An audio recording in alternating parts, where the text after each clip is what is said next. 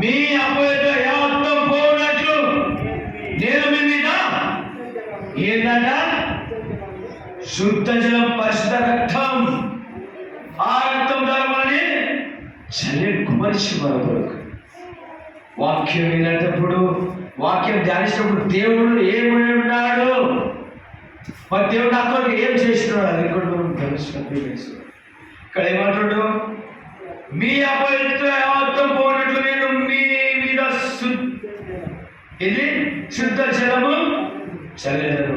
ఇంకేందట చదవండి, మీ విగ్రహం వలన మీకు కలిగిన అపవిత్ర అంతయు తీసివేస్తాను. నువ్వు ఏ పాపైనా సరే, ఏ పాపైనా చేసినా సరే వాడు తీసేసిన ప్రభు ఆ ఒక్క పరిశుద్ధ రక్తం ద్వారా తీసివేస్తాను. పరిశుద్ధ రక్తం. అందుకని ఇక్కడ చెప్తున్నాడు,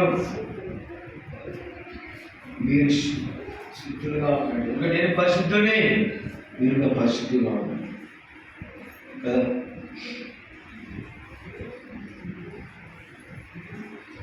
ఇంకేమంటే ఆలోచన, నూతన ఉదయం మీకు ఇచ్చేదను.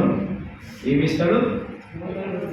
నూతన. ఎప్పుడైతే ప్రభువులో మనం ఉండి ఒప్పుకొని మనం పరీక్షించుకుని, దేవా నిజంగా ఇది నా అంతరం ఇది దేవా దీన్ని తీసే, నాతో అయితే లేదు, నాకు మరొకరు కాదు, కానీ ప్రభువులో అడిగింది, ప్రభు ఇది నాతో అయితే తీసేవా. ప్రభు తీసాడని నేను కాదు తీసేది, ప్రభు తీసాడు. అందుకని ప్రభు నిన్ను నువ్వు పరీక్షించుకోమంటున్నాడు, ఇతరులు కాదు. నిన్ను పరీక్షించుకోవడానికి, నీలో ఉన్న తప్పుని ఖండించడానికే నిన్ను పరీక్షించు. ఇతరులు నీకు కనిపించడం నీ తప్పు నీకు చూపించదు. అందుకని నీ తప్పు తెలియడానికి నిన్ను పరీక్షించుకో.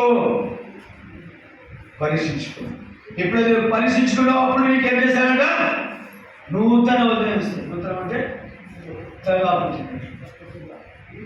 ఇంకోటి ఏమంటున్నాడు అన్నా? ఇంకోటి ఏమంటున్నా? నూతన స్వభావం ఇచ్చేది. నూతన స్వభావం ఇచ్చింది కదా. నూతన ఉదయం ఇచ్చి నువ్వు స్వభావం ఇచ్చినందుకే మనం దినము ఈ సంతోషంతో ఉపయోగించాలి. లేకుంటే నా ఎప్పటి వాళ్ళు లేరు.